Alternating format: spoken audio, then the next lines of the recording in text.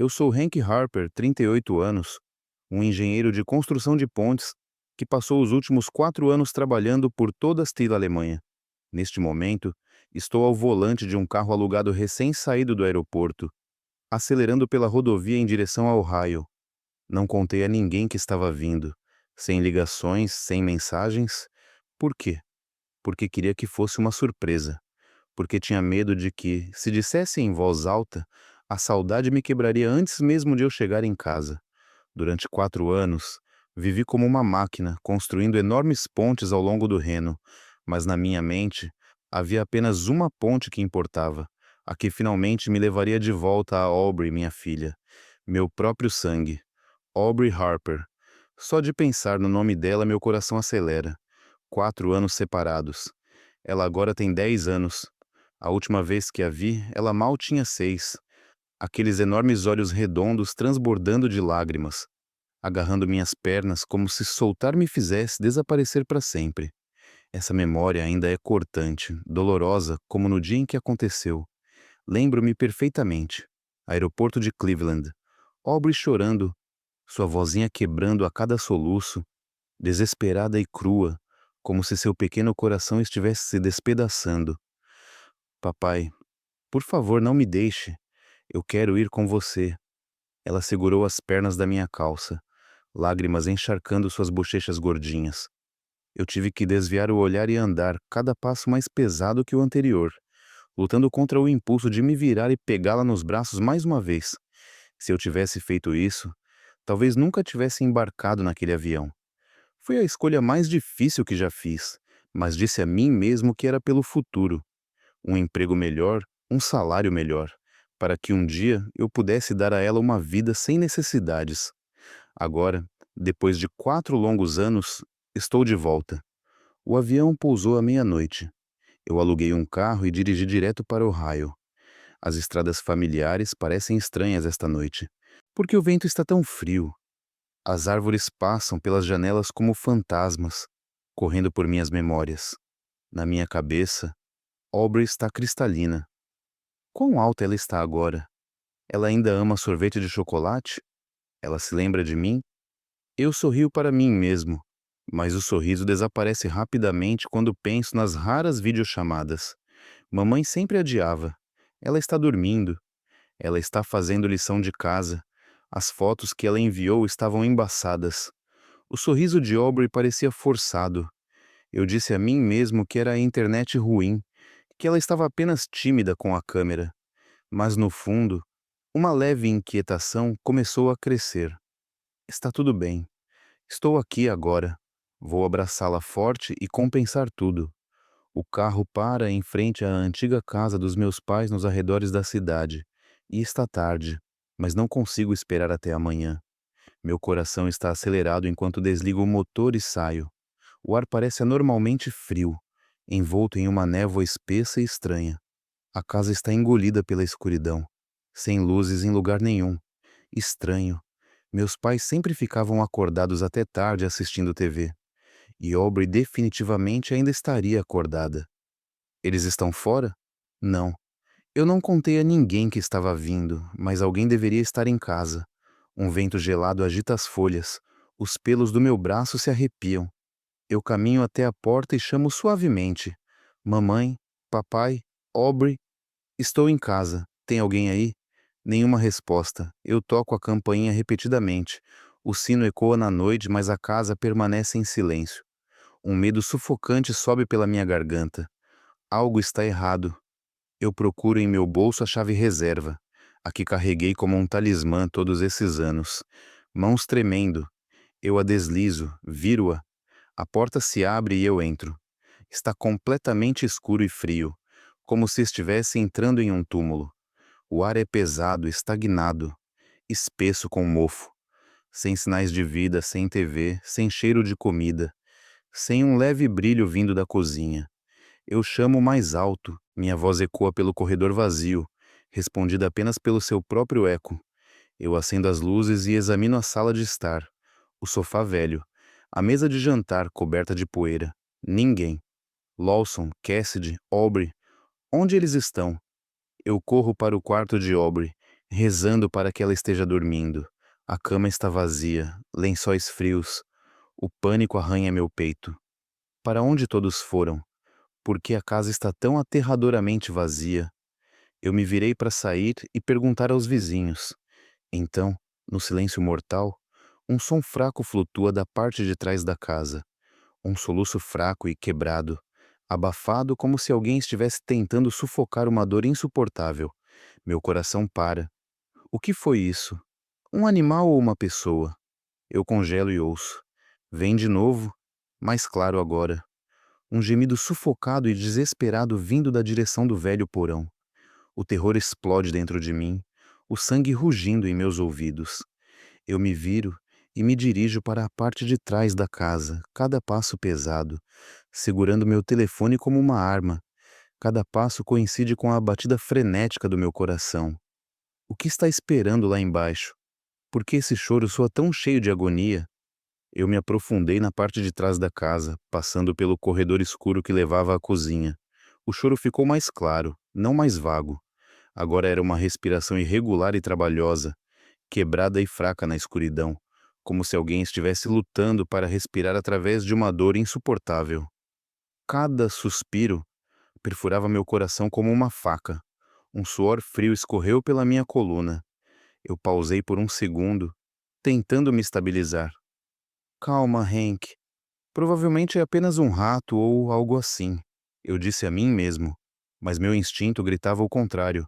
O som vinha do velho porão de armazenamento na parte de trás da casa, um lugar que quase ninguém usava mais. Aquele porão, úmido, cheio de tralhas onde meu pai guardava ferramentas de jardinagem e coisas aleatórias. Eu empurrei a porta da cozinha. A lanterna do meu telefone iluminou armários empoeirados e a mesa de jantar intocada. O choro ecoava claramente agora, distorcido através das tábuas de madeira do chão. Meu coração batia tão forte que meus ouvidos zumbiam. Eu cheguei à abertura do porão, uma trampolim escondido sob um tapete. Minhas mãos trêmulas puxaram o tapete para o lado, revelando a tampa de ferro enferrujada. Quem está aí? Quem está lá embaixo? Eu chamei suavemente, minha voz quebrando de medo. Nenhuma resposta, apenas respiração mais rápida e fraca. Eu engoli em seco. Levantei a tampa e comecei a descer as escadas estreitas. Cada passo rangia sob meu peso, como uma baleia na escuridão. O ar lá embaixo estava congelante e cheirava a mofo. Eu tossi quando atingiu meus pulmões. O feixe do telefone cortou a escuridão. Cada passo para baixo me arrastava mais perto do terror que fervia em meu peito. Eu rezei para que fosse uma ilusão, mas os soluços se tornaram mais próximos, mais reais. No momento em que empurrei a pesada porta do porão, a madeira rangendo nas dobradiças enferrujadas. Meu corpo inteiro congelou como se tivesse se transformado em gelo.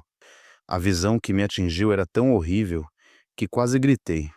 Aubrey, minha filha, estava encolhida no frio chão de concreto, seu tornozelo preso a um poste de ferro enferrujado. A grossa e rudimentar corrente estava trancada em sua perna fina. A pele por baixo estava crua, inchada e sangrando em alguns lugares. Ao lado dela, havia apenas alguns restos de comida mofada, bolachas esfareladas, crostas de pão endurecidas e algumas garrafas plásticas de água quase vazias. Ela estava lá na escuridão úmida, seu corpinho encolhido como se estivesse tentando segurar o último pedaço de calor. Não, isso não pode ser real. Meu coração parou. Minha mente girou. Aubrey, minha garotinha, a criança que eu amava mais do que a vida, estava trancada como um animal. Um grito subiu pela minha garganta, mas nada saiu. Apenas respirações irregulares e desesperadas que se misturavam com seus soluços fracos no túmulo selado de um quarto. Lágrimas escorriam pelo meu rosto. Onde estavam meus pais? Como puderam deixar isso acontecer? Eu me lancei para frente, tropeçando sobre o chão áspero, sem me importar com a dor. Eu me joguei sobre ela e a envolvi em meus braços. Seu corpo era nada além de pele e osso, tão leve, tão frágil. Sua pele estava gelada como gelo. Costelas se projetavam sob uma camisa rasgada e esfarrapada. Contusões antigas e novas cobriam seu corpo. Marcas de cintos, impressões de mãos, marcas que eu nem conseguia nomear. A respiração de Aubrey era superficial, Mal a via, seu peito subindo em pequenos movimentos esforçados. Seus olhos se abriram, arregalados de terror, e então se fixaram em mim como se não pudesse acreditar que eu era real. Papai, você voltou. Você veio me buscar? Ela sussurrou a voz tão fraca quanto uma brisa. Eu a abracei, os braços tremendo, segurando-a tão apertado que tinha medo de machucá-la, mas aterrorizado para soltar. O medo de perdê-la me atingiu como uma onda gigante. Ela estava à beira da morte, a respiração se apagando, a pele pálida, os olhos vidrados de exaustão. Estou aqui, querida. Papai está aqui. Você vai ficar bem, não tenha medo. Eu disse, a voz embargada, lágrimas caindo sobre seu cabelo emaranhado. Memórias voltaram. Aubrey, com 6 anos, rindo enquanto eu a girava no quintal. Agora ela estava aqui, acorrentada como uma prisioneira neste buraco infernal. Quem fez isso? Meus pais? Era impossível. Mas a prova estava bem diante de mim, despedaçando meu coração. Forcei-me a respirar, a engolir a raiva que fervia dentro de mim. Não agora. Salve-a primeiro. O medo não me paralisou. Eu não podia deixar. Ela precisava sair agora. Calor do hospital. Vida. Soltar Aubrey parecia como arrancar um membro. Mas eu tinha que fazer isso. Estou te tirando daqui, Aubrey. Aguente firme, querida. Eu disse, a voz tremendo. Procurei freneticamente por qualquer coisa para quebrar a corrente, um martelo, uma barra de ferro, qualquer coisa. A luz do telefone varria descontroladamente. Velharias, uma caixa de ferramentas enferrujada, uma chave inglesa. Peguei a chave inglesa e bati no cadeado com tudo o que tinha. O metal bateu contra o metal, ecoando na sala parecida com um túmulo, mas o cadeado se manteve. Cada segundo parecia uma faca no coração. Aubrey estava se apagando, sua respiração desacelerando. Eu bati mais forte, o suor se misturando com as lágrimas, as mãos sangrando pelos impactos. Enquanto eu martelava, continuei falando, desesperado para mantê-la consciente. Aubrey, olhe para o papai. Lembra das histórias de fadas que eu costumava contar para você?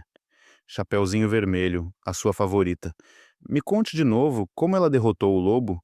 Eu falava qualquer coisa para mantê-la comigo, aterrorizado que se ela escorregasse mais uma vez, nunca voltaria. Ela sussurrou algo, os olhos meio abertos, mal audível. Papai, a corrente dói. Suas palavras cortaram mais fundo do que qualquer lâmina. Eu bati mais forte, despejando cada gota de força nisso. Finalmente, após o que pareceu uma eternidade, o cadeado estalou com um estalo metálico agudo. Minhas pernas quase cederam de exaustão, mas eu não podia desabar. Não agora. Eu peguei Aubrey em meus braços. Ela pesava quase nada, como uma folha seca. Corri escada acima sem fim, pela cozinha, pelo corredor, saindo pela porta da frente. O pânico puro me impulsionava. Eu não me atrevia a perder um único segundo. Aubrey, ouça o papai. Fique comigo. Estou te levando para o hospital, eu sussurrei, carregando-a de até o carro. Eu a deitei gentilmente no banco de trás e a envolvi em um velho cobertor do porta-malas. O carro disparou pela noite, os pneus gritando no asfalto. Eu dirigi como um louco, orando a Deus, a Emily, a qualquer um que ouvisse que minha garotinha ainda tinha vida suficiente para chegar ao hospital. As luzes da rua. Meu coração parecia prestes a explodir. Não me deixe sozinho, Aubrey. Por favor, querida, aguente firme. Eu murmurei, as lágrimas embaçando a estrada. O caminho para o hospital se estendia para sempre. Cada segundo era uma batalha pela vida dela. O caminho para o hospital parecia interminável. Cada segundo era uma batalha. Eu continuava olhando pelo retrovisor. Aubrey estava imóvel no banco de trás, sua respiração tão fraca, sua pele pálida como um fantasma, sob as luzes fracas da rua. Eu alcancei para trás e peguei sua mão. Estava gelada como gelo. Seu pulso era um fio frágil sob meus dedos. Cada semáforo vermelho era uma tortura. Eu pressionei a buzina, implorando para a estrada se desobstruir. O terror rugia dentro de mim. Se ela não conseguisse, eu nunca me perdoaria. 4 anos longe e eu volto para encontrar minha filha no inferno. Quem fez isso? Meus pais. A pergunta me atormentava, mas eu a empurrei para baixo. Salve-a primeiro. Finalmente, as luzes do hospital apareceram à frente, brilhando como um farol na escuridão. Eu pisei no freio. O carro derrapou pelo estacionamento, os pneus gritando. Eu peguei Aubrey em meus braços. Ela pesava quase nada, como uma folha seca, e corri em direção à entrada de emergência em pânico cego. As portas automáticas se abriram. Cheiros de hospital me atingiram. Desinfetante, máquinas bipando, rostos exaustos. Salvem minha filha. Por favor, salvem minha garotinha. Eu gritei, a voz rouca de medo e exaustão, enquanto seu corpinho minúsculo se tornava completamente mole em meus braços. Aubrey estava sem resposta, os olhos fechados, a respiração quase inexistente. Enfermeiras correram até nós com uma maca e a levantaram. O que aconteceu com ela? Uma perguntou calma, mas urgente. Minha filha estava trancada, faminta, acorrentada. Por favor, salvem-na. Eu estava tremendo, lágrimas escorrendo incontrolavelmente. Eles a levaram para a sala de trauma. As portas se fecharam com um estrondo na minha cara. O cadeado clicou como um veredicto. Eu fiquei paralisado, olhando para aquelas portas brancas como se fossem uma parede entre mim e a vida da minha filha. Minhas pernas cederam. Eu desabei em uma cadeira da sala de espera, as mãos tremendo sobre minha cabeça. Minha mente era um caos. Flashbacks do porão, da corrente, das contusões, seus soluços quebrados. Como isso pôde acontecer? Meus pais, as pessoas em quem eu mais confiava. Como puderam? Lembrei do dia em que deixei Aubrey com eles. Mamãe a abraçou forte e sorriu. Não se preocupe, filho. Vamos cuidar bem dela. Essas palavras agora cortavam como vidro. Os minutos se arrastavam como horas. O relógio da parede ticava lentamente, me torturando. Eu andava de um lado para o outro, punhos cerrados, orando em silêncio. Emily, se você estiver lá em cima, por favor, proteja. As lágrimas caíram novamente. Eu as enxuguei, tentando me manter forte. O hospital zumbia ao meu redor. Crianças chorando, gritando nomes. Mas para mim, o mundo era apenas aquela porta. Eventualmente, o médico saiu. Um homem de meia idade, cabelo grisalho, óculos, olhos frios e investigativos. Meu coração pulou na garganta. Como está minha filha? Ela está bem? Eu corri em direção a ele, a voz tremendo. Ele parou, me olhou de cima a baixo e disse friamente: a condição dela foi estabilizada por enquanto. Estamos monitorando-a. Então, ele se virou e foi embora, sem mais explicações. Eu fiquei atordoado. Estabilizada, isso era tudo. Sem detalhes sobre suas lesões, seu estado. Porque ele me olhou como se eu fosse o criminoso. Aquela atitude desapegada enviou gelo pelas minhas veias. Espere, doutor. O que há de errado com minha filha? Eu gritei atrás dele, mas ele desapareceu na esquina. Assim que me levantei para persegui-lo, dois policiais apareceram no final do corredor, caminhando rapidamente em minha direção. Uniformes, rostos sérios, mãos descansando nos cintos. Você é Hank Harper? Um perguntou a voz plana. Eu acenei com a cabeça. Antes que eu pudesse falar, eles me agarraram, um prendendo meus braços, o outro me jogando contra a parede. Sr. Harper, você está sendo detido. Eu fiquei atordoado, furioso, impotente. O quê? Me deixe ir. Minha filha ela está lá dentro, lutando pela vida dela. Eu lutei, mas eles seguraram firme. As algemas clicaram friamente em meus pulsos. Meu coração batia descontroladamente. Minha mente girava. Eu acabara de salvá-la. Agora eu estava sendo preso. Um policial recitou em um tom monótono: recebemos um relatório de que você é a pessoa que abusou e negligenciou a criança. A garotinha que você trouxe apresenta sinais de abuso prolongado severo. As palavras atingiram como um raio. Abuso? Eu? Eu os encarei a boca aberta. Não, vocês estão errados. Essa é minha filha, Aubrey. Eu acabei de resgatá-la do porão. Eles não ouviram, ceticismo estampado em seus rostos. Naquele momento, o mesmo médico voltou, parado ao lado dos oficiais com uma expressão ainda mais fria. Tudo se encaixou. Ele foi quem chamou a polícia. Aquela primeira olhada suspeita, o comportamento gelado. Você me denunciou, não foi? Eu rosnei. Ele acenou com a cabeça sem emoção.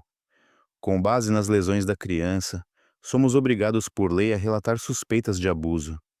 Eu lutei desesperadamente, insistindo que Aubrey era minha filha biológica, que eu tinha acabado de chegar do exterior, que eu nunca poderia ter feito isso. Estou na Alemanha há 4 anos. Cheguei esta noite. Por favor, me escute. Eu implorei, lágrimas escorrendo, mas nenhum deles acreditou em mim. Seus rostos permaneceram duros. Todas as evidências apontavam contra mim.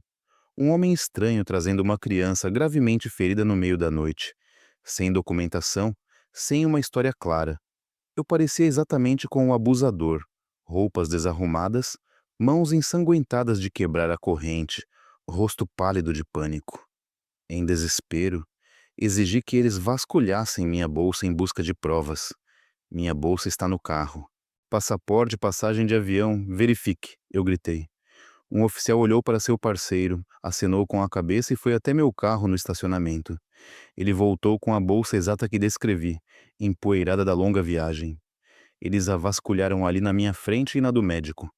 Passaporte dos Squarkon com carimbos de visto de trabalho alemão. Cartão de embarque de Berlim para Cleveland datado de hoje. Contrato de trabalho com a empresa de construção alemã. Documentos de trabalho no exterior de 4 anos. Tudo provando que eu tinha acabado de chegar e não poderia ter infligido anos de abuso. Só então, a dúvida em seus olhos começou a desaparecer. O oficial removeu as algemas e disse: mais suave agora. Pedimos desculpas, Sr. Harper. Temos que seguir o procedimento. O médico deu um passo à frente, fez uma leve reverência e acrescentou: peço desculpas pela confusão, mas as lesões da criança indicam abuso prolongado, não recente. Somos legalmente obrigados a relatar isso. Fui liberado da contenção, mas ainda exigido a ficar para interrogatório. Minhas pernas cederam. Eu afundei de volta na cadeira, mãos tremendo. Os oficiais tomaram minha declaração completa, meu retorno. A descoberta do porão, o resgate de Aubrey e minhas suspeitas sobre meus próprios pais. Eu lhes contei tudo, a voz quebrando de emoção enquanto eles anotavam tudo. Eles também receberam o relatório médico detalhado, hematomas antigos e novos, sinais de desnutrição, marcas de corrente em seu tornozelo. A polícia me informou que investigariam a casa e localizariam meus pais. Vamos vasculhar a propriedade e encontrá-los. Se algo mais surgir, entre em contato conosco imediatamente. Após a papelada inicial, os 2 oficiais saíram, me deixando encostado no banco do corredor arrasado, atordoado e atormentado. Eu enterrei meu rosto nas mãos, lágrimas caindo livremente. Eu tinha acabado de tirar minha filha do inferno apenas para ser tratado como um monstro. Quão cruel a vida poderia ser. Memórias de Emily voltaram à tona. Ela ficaria de coração partido se visse isso. Eu olhei para as portas da sala de trauma, orando para que Aubrey acordasse. Aquela noite se arrastou para sempre, cada segundo carregado de dor nova. Mas eu sabia que a luta tinha apenas começado. Depois que a polícia saiu, o corredor do hospital ficou mais silencioso, mas dentro da minha cabeça tudo era caos. O distante bip das máquinas, o cheiro forte de desinfetante que me deixava enjoado. Eu fiquei ali, meu corpo exausto após uma noite sem dormir, mas não me atrevia a fechar os olhos. Cada vez que o fazia, o escuro porão, a corrente de ferro e o corpinho esquelético de Aubrey piscavam diante de mim, vívidos como cortes de faca. Eu continuei me perguntando onde eu havia errado. Como a vida me jogou neste pesadelo? Meus pais, as pessoas que eu uma vez vi como minha base mais forte, agora eram suspeitos na minha mente. Eu balancei a cabeça, tentando afastar o pensamento, mas ele se agarrou como uma sombra. Um pouco depois, o mesmo médico voltou. Ele parou na minha frente. Seu rosto estava mais suave agora, não mais aquele olhar frio e investigativo. Sr. Harper, mais uma vez, lamento sinceramente pela confusão inicial, ele disse com a voz baixa e calorosa, colocando uma mão gentil em meu ombro. Precisamos ser extremamente cuidadosos em casos como este, especialmente com crianças. A condição de Aubrey está mais estável agora. Você pode visitá-la na UTI por um curto período. Aquela desculpa parecia água fresca, aliviando um pouco da queimação do ressentimento dentro de mim. Eu acenei com a cabeça, levantei-me com as pernas trêmulas e sussurrei um obrigado rouco. Ele me levou pelo corredor e abriu a porta da UTI. Uma sala iluminada cheia de monitores, o ar pesado e parado. Eu entrei e meu coração parou.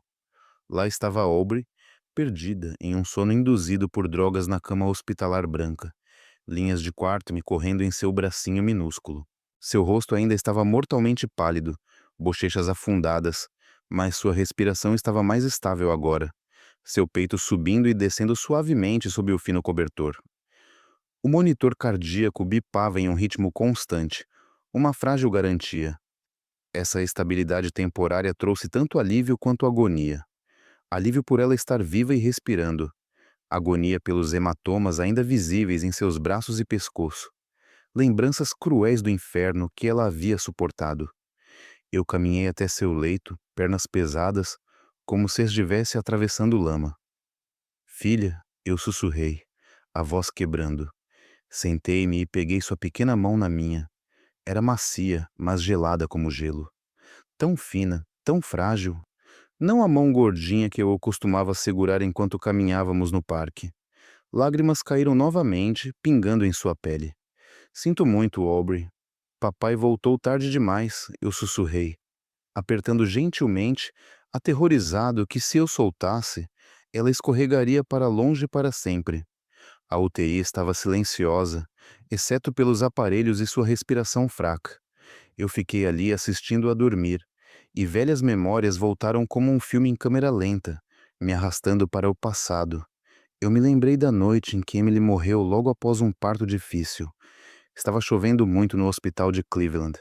A chuva batia nas janelas enquanto a recém-nascida Aubrey chorava na sala de parto. Emily estava lá, pálida como a morte, máquinas bipando seu último aviso. O médico balançou a cabeça. Sinto muito, não conseguimos salvá-la. Meu mundo desmoronou.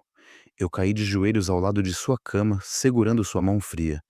Ela me deixou sozinho com Aubrey, um bebê vermelho chorando envolto em um cobertor branco. A partir daquele dia, eu me tornei um pai solteiro.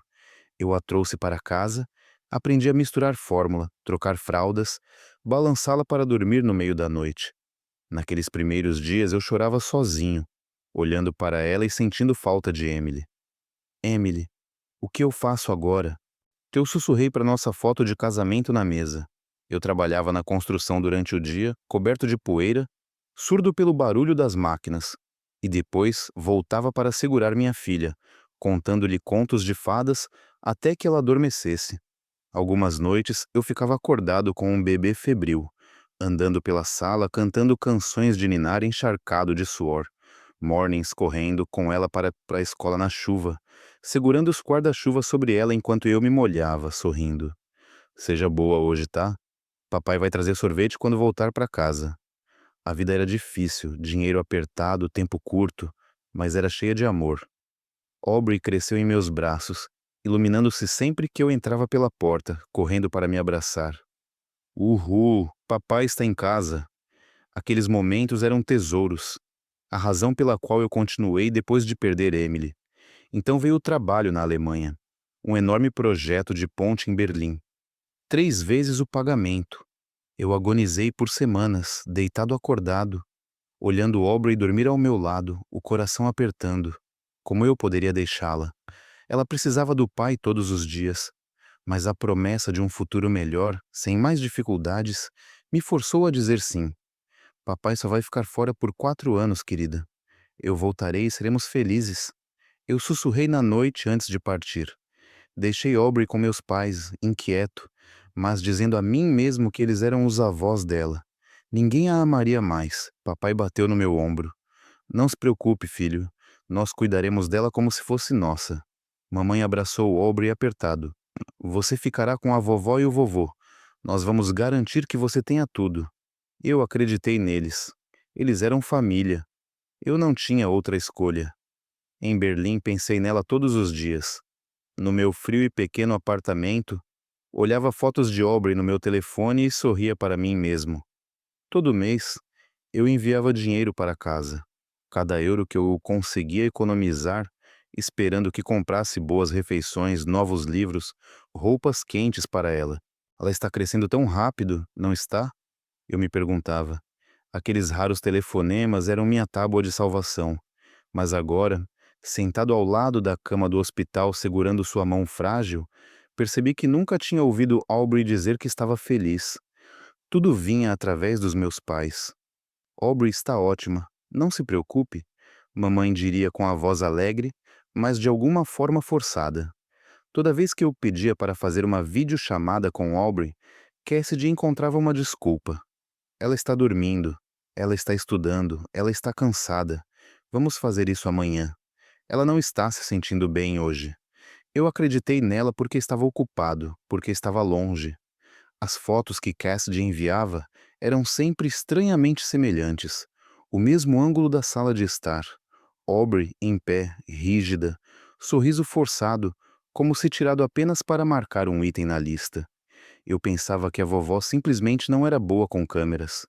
Agora vejo o medo naquele sorriso. Também me lembrei de como a voz de Aubrey, nessas raras chamadas, ficava mais baixa, mais tímida, assustada. Nada como a menina brilhante e falante que deixei para trás. Você está bem, Aubrey? Eu perguntava. Sim, estou bem, papai. Não se preocupe muito. Ela sussurrava com a voz tremendo, e então ficava em silêncio. Como eu não percebi isso antes? Um frio percorreu minha espinha enquanto as peças finalmente se encaixavam. Todos os atrasos, os sorrisos falsos, os sussurros medrosos ao longo de 4 longos anos. Uma imagem horrível estava se formando. Na manhã seguinte, enquanto Aubrey ainda estava inconsciente, eu saí para o corredor e liguei para minha mãe. Meu coração batia forte, mas mantive minha voz calma, fingindo que nada tinha acontecido. Não disse que estava de volta ao país, apenas perguntei onde eles estavam e como Aubrey estava. O telefone tocou algumas vezes, então a voz alegre da mamãe. Hank, sou eu. Estamos em casa. Aubrey ainda está dormindo. Tudo está perfeitamente normal, como sempre. Ela até riu levemente, como se nada estivesse errado. Eu engoli em seco e perguntei. Ela está bem, mamãe? Comendo bem? Oh, ela está ótima. Come tudo. Dorme como uma pedra. Apenas foque no seu trabalho. Estamos cuidando bem dela. Como sempre, eles perguntaram sobre minha saúde. Disseram para eu não me preocupar. Insistiram que estavam cuidando de Aubrey perfeitamente. Seu pai manda um oi. Ele está assistindo TV com ela agora. Mamãe acrescentou com a voz calorosa e totalmente falsa. Eu fiquei paralisado, percebendo que aquelas mesmas mentiras ainda estavam fluindo enquanto minha filha estava inconsciente na UTI por causa da crueldade deles. A raiva fervia dentro de mim, mas eu a forçava para baixo. Ok, falamos em breve, mamãe. Eu disse brevemente e desliguei, minha mão tremendo tanto que minhas unhas se cravaram na palma. Naquele momento, tomei a decisão. Eu manteria tudo em segredo. Não deixaria que soubessem que eu havia descoberto a verdade. Eu não poderia dar a eles uma chance de fugir. Eu esperaria silenciosamente que eles voltassem para casa e caminhassem direto para a armadilha. Eu reuniria evidências e exporia seus crimes à luz da justiça. Sem escape. A dor ainda estava lá, mas agora havia se endurecido em uma determinação fria. Eu voltei para o quarto, olhei para Aubrey e sussurrei. Papai vai conseguir justiça para você. A verdadeira luta estava apenas começando, e eu não pararia. Eu me sentei ao lado da cama de Aubrey um pouco mais, segurando sua mão firmemente, sentindo sua respiração mais estável, como um lembrete de que eu precisava agir. Ela ainda estava inconsciente, mas o médico disse que sua condição física estava melhorando, pelo menos na superfície. As feridas invisíveis, aquelas esculpidas em sua mente e alma, levariam muito mais tempo para cicatrizar. Eu me levantei, limpei minhas lágrimas e forcei uma expressão calma enquanto chamava de enfermeira. Por favor, continue observando-a de perto e cuide bem dela por mim, eu disse, com a voz baixa mas firme. A enfermeira acenou com a cabeça, os olhos cheios de simpatia. Faremos tudo o que pudermos, Sr. Harper. Para onde você vai? Eu balancei a cabeça. Eu não estava pronto para contar a ninguém. Tenho algumas coisas para resolver. Me ligue no momento em que ela acordar. Deixei meu número e saí silenciosamente do hospital, meu peito pesado como se estivesse carregando uma pedra. Do lado de fora, a manhã de Ohio estava fresca e nítida, a fraca luz do sol filtrando-se através das árvores. Mas para mim, o mundo ainda estava tão escuro quanto na noite anterior. Eu dirigi de volta para a casa dos meus pais nos subúrbios. A estrada familiar agora parecia alienígena, assombrada. Cada curva trazia memórias, dias de infância correndo no quintal, papai me ensinando a andar de bicicleta, mamãe assando tortas de maçã que preenchiam a casa com calor. Agora era tudo apenas uma fachada cruel. Estacionei no portão, as mãos segurando o volante, respirando fundo para me acalmar. Peguei meu telefone para gravar tudo o que restava. Evidência, evidência sólida. Eu não poderia deixar a emoção tomar conta, não importava o quanto meu sangue estivesse fervendo. Entrei. A porta ainda estava destrancada desde a noite anterior. O mesmo ar frio e sem vida. Fui direto para os fundos em direção ao porão. O inferno de Aubrey. Meu coração batia forte enquanto eu empurrava a porta da cozinha. O cheiro de mofo e umidade me atingiu e me fez tossir. Liguei a lanterna do meu telefone e desci as escadas estreitas um passo pesado de cada vez, voltando para o pesadelo. Reentrei no porão filmando cada detalhe, a corrente, o cadeado quebrado, o chão de concreto frio onde Aubrey havia estado, cada canto preservado como evidência. Eu pausei na porta, a mão tremendo enquanto a empurrava para abrir. A luz fraca revelou tudo novamente. O chão gelado manchado com sangue seco onde a corrente havia mordido sua pele. A corrente enferrujada jogada de lado. O cadeado quebrado dos meus golpes desesperados na noite anterior. Eu me ajoelhei, os dedos tocando o concreto, sentindo a dor da minha filha como se fosse a minha. "Quanto tempo você ficou aqui embaixo?" Eu sussurrei, lágrimas rolando pelo meu rosto.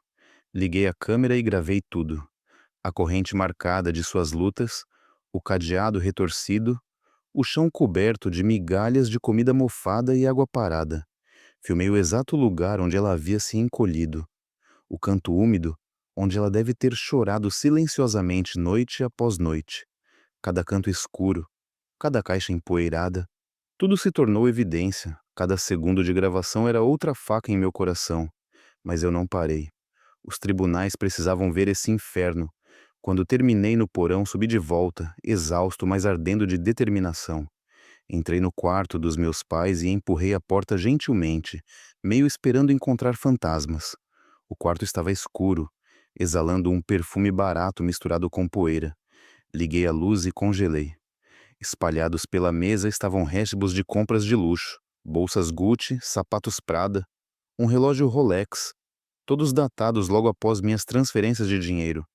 Eu os peguei com as mãos trêmulas. Um recibo do dia 15 do mês passado, o dia depois que enviei 2.000 Highlights. Outro por uma jaqueta de couro cara, no exato dia em que enviei o dinheiro de aniversário de Aubrey. Havia também folhetos de viagem, voos para a Flórida, hotéis de luxo em Las Vegas e papéis de empréstimo bancário com quantias enormes e juros exorbitantes. Nenhum do dinheiro havia ido para Aubrey. Nenhum livro, nenhuma roupa, nenhuma refeição adequada. Foi gasto em dívidas de jogo, compras e férias. Enquanto minha filha estava acorrentada no porão com pão velho, eu me sentei pesadamente na cama, cabeça nas mãos, lágrimas escorrendo. Cada dólar que eu havia economizado em canteiros de obras na Alemanha, turnos de 12 horas na chuva, vivendo de sanduíches para enviar mais dinheiro para casa. Havia comprado luxo para eles enquanto Aubrey sofria. "Como você pôde?" Eu sussurrei, a voz quebrando, mas me recusei a deixar a emoção vencer. Fotografei cada recibo, cada documento, imagens claras e nítidas sob o flash. Meus extratos bancários combinariam essas datas perfeitamente, provando que o dinheiro vinha de mim. Quando terminei, saí de casa, a raiva me impulsionando. Decidi conversar com os vizinhos. Este subúrbio tranquilo de casas brancas idênticas agora parecia uma rua de testemunhas silenciosas. Bati na porta da senhora Jenkins, a velha que sempre sentava na varanda observando o mundo. Ela abriu, squinting. Hank, você voltou. Eu acenei forçando um sorriso. Sim, senhora. Você sabe para onde meus pais foram? Ela confirmou que os viu sair com grandes malas dias atrás, indo para Sea, Flórida ou algum lugar, rindo e felizes. Outros vizinhos disseram o mesmo. O Sr. Smith do outro lado da rua os viu pegar um táxi para o aeroporto. A Sra. Lee os ouviu falando sobre um hotel chique. Mas então, as histórias se tornaram horríveis. Vários vizinhos admitiram que frequentemente ouviram gritos. Lawson gritando, uma criança chorando, disse o Sr. Smith, a voz cheia de arrependimento. A Sra. Jenkins até viu Lawson bater em Aubrey uma vez através da cerca. Ele a esbofeteou com força por derramar água ou algo assim. A pobre garota gritou, mas Cassidy apenas ficou lá assistindo. Disseram que Aubrey quase nunca era permitida sair, exceto para ir à escola. Sempre controlada rigidamente. Sem amigos, sem brincar no quintal. Sempre andando com a cabeça baixa. Ela parecia aterrorizada, Hank. Estávamos preocupados, mas não queríamos interferir. A senhora Lee suspirou. Suas palavras cortavam como lâminas. Eu fiquei lá, punhos cerrados, lutando contra as lágrimas. Como eu não tinha visto. Agradeci a eles, gravei as conversas como evidência. Então dirigi até a escola primária de Aubrey, o parquinho familiar agora cheio de crianças rindo. Conheci a professora da sala dela, a senhorita Miller, em seu escritório. Ela me reconheceu instantaneamente, Sr. Harper. Aubrey fala sobre você o tempo todo. Perguntei sobre minha filha. Ela confirmou que Aubrey frequentemente chegava à aula exausta, olhos cercados por olheiras, inquieta e retraída, notas caindo. Sempre que alguém perguntava o que estava errado, Aubrey ficava em silêncio. Ela apenas balançava a cabeça e dizia: Estou bem. Estávamos preocupados, mas ela nunca nos contou nada. Diante dessa montanha de evidências e depoimentos, fiquei sem palavras. A dor e a raiva se torcendo tão apertadas que eu mal conseguia respirar. Na volta para o hospital, de repente, pisei no freio.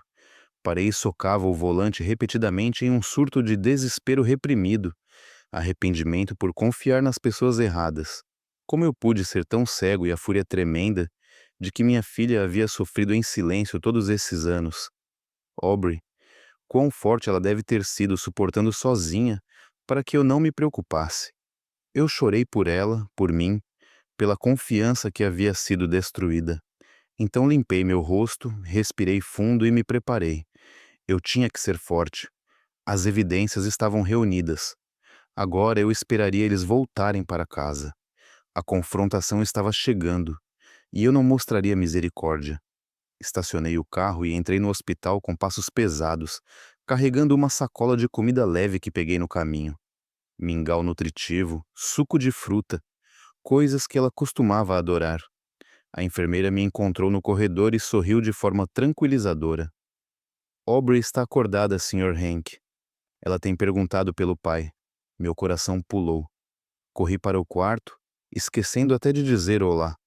Fiquei no hospital dia e noite, pessoalmente, alimentando-a a cada gole de água, cada colher de mingau. Nunca deixando seu lado. Ela estava lá, olhos arregalados quando me viu, mas ainda tão fraca, pele pálida sob as luzes fluorescentes. Sentei na beira da cama, mexi o mingau de frango suavemente e disse suavemente: Coma um pouco, querida. Papai trouxe seu mingau de frango favorito. Aubrey deu um sorriso fraco, mas lágrimas escorriam por suas bochechas. Eu as limpei, minhas mãos tremendo. Naqueles dias eu não fui para casa. Dormi na cadeira da sala de espera, acordando assim que uma enfermeira chamava. Eu a alimentava, contava histórias bobas para fazê-la sorrir, trocava seus curativos, acariciava seu cabelo. Cada momento ao seu lado era um lembrete. Eu havia perdido demais. Agora eu tinha que compensar em 10 vezes. Os médicos a examinavam diariamente e diziam que ela estava se recuperando bem fisicamente.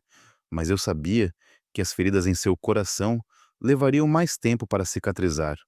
Quando Aubrey finalmente ficou totalmente consciente, seus olhos se encheram de lágrimas, no momento em que me viu claramente. Seus lábios tremiam enquanto ela sussurrava: Papai, Você realmente voltou. Esse primeiro momento lúcido após o coma, seus olhos arregalados e brilhando com lágrimas, voz mal audível, me quebrou. Meu coração se sentiu esmagado. Eu me joguei para frente e a envolvi em meus braços, chorando como se meu peito estivesse se rasgando. Seu corpo frágil parecia ossos em meu abraço, costelas se destacando, mas aquele calor fraco era tudo. Papai está aqui, querida. Estou em casa. Nunca mais vou embora. Eu sussurrei, lágrimas caindo em seu ombro. Eu continuei pedindo desculpas, me culpando por deixá-la sofrer sozinha. Sinto muito, Aubrey. Eu deveria ter voltado mais cedo. Eu não sabia. Eu não sabia que você estava passando por isso. Ela chorou comigo, suas pequenas mãos, segurando minha camisa como se eu pudesse desaparecer. Nós nos abraçamos e choramos no quarto silencioso do hospital, derramando anos de dor. 2 dias depois, a condição de Aubrey melhorou visivelmente.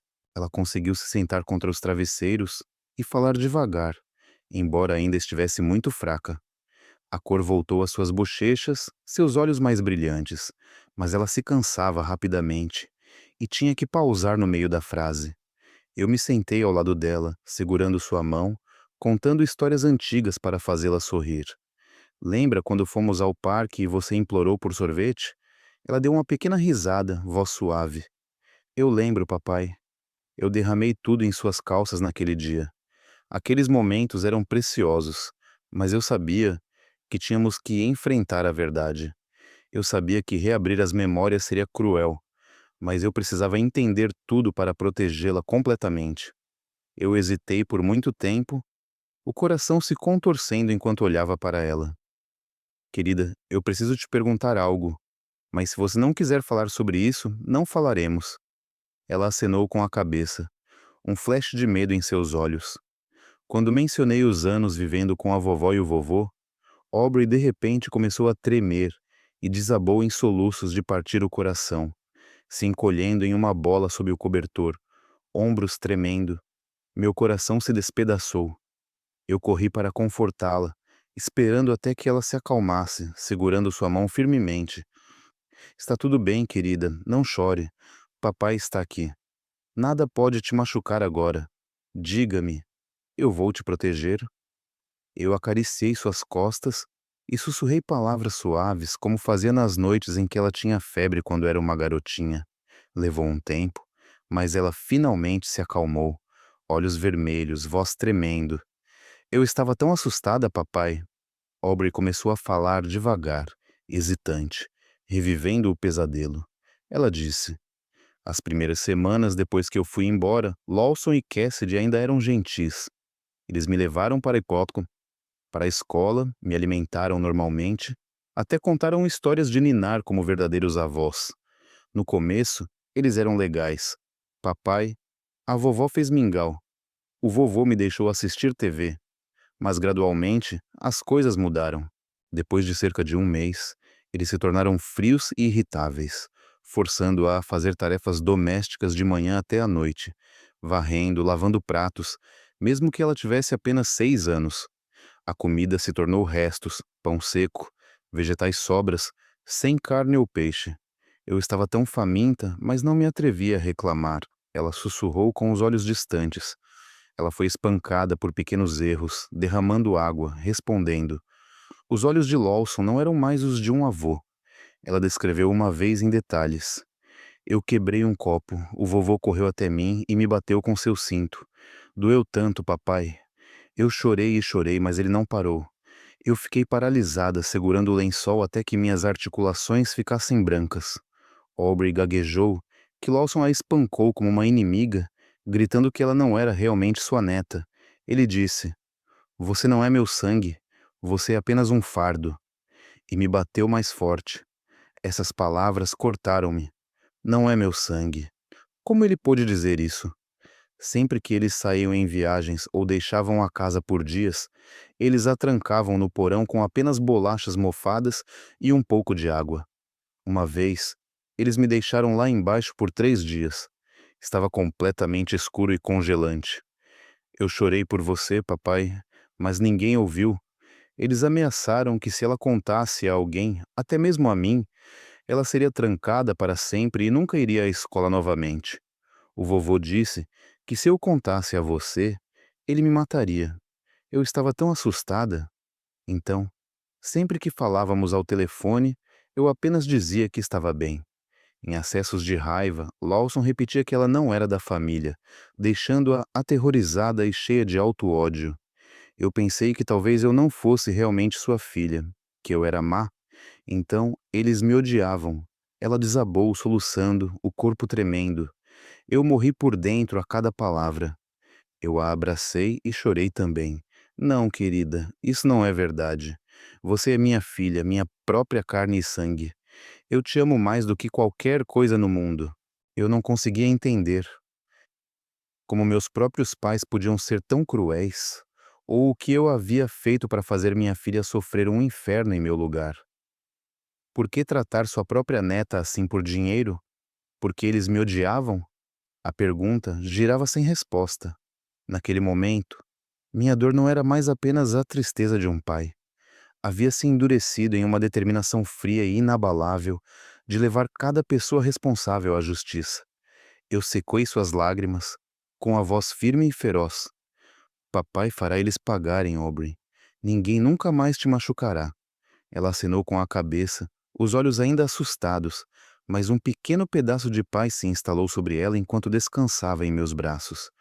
Eu fiquei ao lado de Aubrey um pouco mais, acariciando seu cabelo, contando histórias bobas para afastar as sombras de seus olhos. Mas minha mente nunca parou de correr com planos. As evidências que eu havia coletado, fotos do porão, declarações de vizinhos, recibos de compras, ainda não eram suficientes por si só. Eu precisava compilar tudo em um caso à prova d'água. Aubrey finalmente adormeceu, sua respiração estável sob o cobertor fino. Eu beijei sua testa e sussurrei. Durma bem, meu amor. Papai precisa cuidar de algo. Eu volto logo. Eu me levantei, com as pernas pesadas, e deixei o quarto do hospital com uma tempestade dentro de mim. Do lado de fora, a noite havia caído. As luzes da rua lançavam um brilho amarelo doentio, mas para mim, o mundo ainda era tão negro quanto aquele porão. Eu dirigi até o motel barato perto do hospital, onde eu estava ficando desde que voltei. Eu espalhei todas as evidências sobre a mesa. Fotos do telefone, gravações de depoimentos de vizinhos e professores, meus extratos bancários mostrando cada transferência regular. Passei a noite inteira organizando, imprimindo fotos, copiando arquivos de áudio para um pendrive, fazendo cópias de recibos e declarações. Eu consegui o arquivo médico completo de Aubrey do hospital, relatórios detalhados de hematomas, desnutrição, marcas de corrente em sua pele. Tudo estava arrumado em uma pasta grossa, um livro horripilante de crimes. Na manhã seguinte, dirigi até a delegacia local, com o coração acelerado. A delegacia ficava no meio da cidade, um prédio cinza com a bandeira americana tremulando ao vento. Entrei e encontrei o policial que havia me interrogado antes, Mike, alto, voz profunda. Sr. Harper, algo novo? Ele perguntou com os olhos em busca. Eu coloquei a pasta em sua mesa. Estas são as evidências, tudo o que meus pais fizeram com minha filha. Mike abriu e folheou página após página, sua testa franzida nas fotos do porão. Ele balançou a cabeça para os recibos de luxo, ao lado dos meus registros de transferência. As declarações do vizinho e do professor, cuidadosamente escritas e respaldadas por gravações, o fizeram pausar por mais tempo. Este é um caso extremamente sério, Sr. Harper, ele disse com a voz baixa. Após revisar tudo, a polícia classificou o caso como excepcionalmente grave. Sinais claros de abuso infantil, confinamento ilegal e apropriação indevida de fundos de pensão alimentícia. Mike chamou seu capitão Reynolds de meia-idade, com barba e olhos afiados. Eles falaram rapidamente e depois se voltaram para mim. Estamos abrindo uma investigação formal. Essas evidências são suficientes para apresentar acusações. Abuso infantil, prisão ilegal, exploração financeira. Esses são crimes pesados. Um pequeno peso se levantou do meu peito, mas a raiva ainda